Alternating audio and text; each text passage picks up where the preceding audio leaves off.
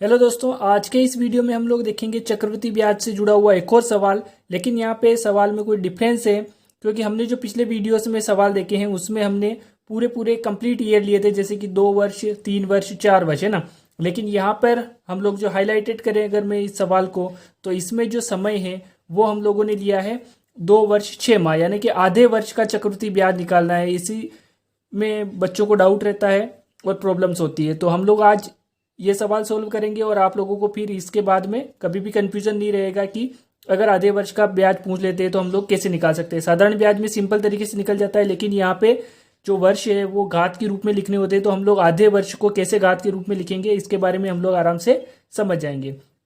चलिए video start करते हैं और इसमें हम लोग प्रश्न पढ़ते हैं। सबसे पहले तो अपने पास में प्रश्न है कि 4,000 रुपये पर 20% की दर से 2 वर्ष 6 माह यानी कि 2.5 वर्ष या 2 से 1/2 वर्ष लिख सकते हैं का चक्रवृद्धि ब्याज कितना होगा।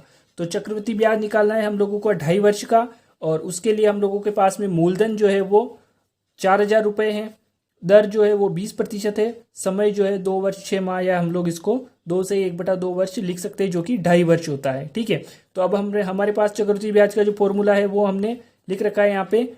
ये क्या होता है कि P यानी कि प्रिंसिपल मूलधन होता है, 1+R/100 यानी कि R जो होता है वो दर होती है, और T यानी कि समय होता है, और माइनस में वापस से हम लोगों को मूलधन करना होता है। तो चलिए अब हम लोग इस सूत्र जो है इसमें मान रखते हैं, या इसमें हम लोग वैल्यू इनपुट करते हैं। तो अब हम लोग देखेंगे सबसे पहले चक्रवृद्धि ब्याज है, तो हम लोग उसके लिए शॉर्ट में लिख लेते हैं यहाँ पे चक्रवृद्धि ब्याज। ठीक है, अब हम लोग बराबर का निशान लगा के मूलधन लिखेंगे जो कि 4,000 रुपये है।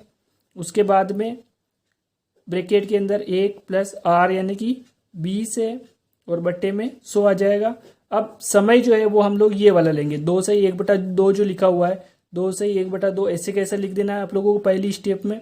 उसके बाद में हम लोग यहीं से सेकंड स्टेप स्टार्ट करते हैं, उसमें हम लोग 4,000 यहाँ पे लिखेंगे। उसके बाद में इसको अलग अलग कर देना है। कैसे कर देना है आपको कि सबसे पहले आप लोग चाहे तो यहाँ से कर सकते हैं कि 1+20/100 और इसके ऊपर 2 रहने दें।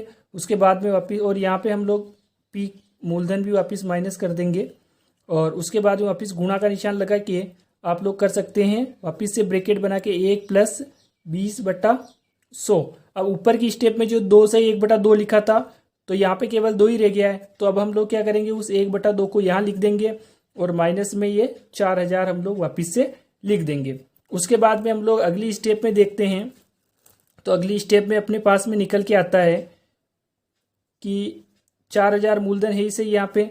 उसके बाद में 100 का इसमें गुणा करेंगे, 100 एकम 100 और 20 यानी कि 120 निकल के आएगा। तो यहाँ पे हो जाएगा ये अपना गुणा में 120/100, और पावर में 2 लगा हुआ है, वर्ग है इसका, 2 बार लिखना पड़ेगा, तो 120/100 यहाँ पे भी हो जाएगा। अब यहाँ पे क्या होगा कि ये 1/2 जो है वो इसके गुणा में आ जाएगी, तो 100 का गुणा 2 में हो जाएगा, और ऊपर 1 का गुणा होगा, तो इसमें कोई प्रॉब्लम नहीं आएगी, कोई चेंज नहीं होगा। तो इसको हम लोग लिखेंगे 1+20/200 हो जाएगा। 2 का जो गुणा है वो इसमें करना है, यहीं पे आप लोगों को ध्यान रखना है, बाकी और ये आसानी से हो जाएगा। यहाँ पे 4,000 माइनस कर देते हैं अपन। अब अगले स्टेप में अब आराम से हो जाएगा आपको, है ना। यहाँ से हम लोग 0 यहाँ से काट ही लेते हैं, ये कट गई, और ये 2 इसकी यहाँ से कट गई। अब अपने पास में ओनली 40 बचा, फिर 12 और 12 और गुणा में अब हम लोग इसको करेंगे 200 एकम 200, और ये 20 प्लस हो जाएंगे, तो 220 और बटा 200, और माइनस में ये 4,000 अपने पास में है ही सही। उसके बाद में हम लोग आगे देखेंगे, तो यहाँ से इस माइनस के इधर को अपने को छेड़ना ही नहीं है। यहाँ से 1 0 1 0, यहाँ से 1 0 और 1 0, और ये 2 बचे हैं, तो इससे हम लोग इसको कट करेंगे, तो यहाँ पे 11 आ जाएंगे। अब अपने पास में 4 × 12 और गुणा 11 बचा, और माइनस में इधर 4,000 हैं अपने पास में। अब हम लोग इसको सोल्व करेंगे, तो आप लोग कैलकुलेशन आराम से कर सकते हैं वीडियो को पॉज करके, लेकिन हम डायरेक्ट अगर इसका आंसर देखना चाहें जो कि आप लोगों को टाइम बचाएगा, तो इसका आंसर होगा 6,336 रुपये, और माइनस में हम लोगों को मूलधन लगाना है। अब हम लोग इसको माइनस करेंगे 6,336 रुपये में से, तो अपने पास में निकल के आएगा 2,300 रुपये। ठीक है, 2336 रुपये जो है वो चक्रवृद्धि ब्याज है। किसका?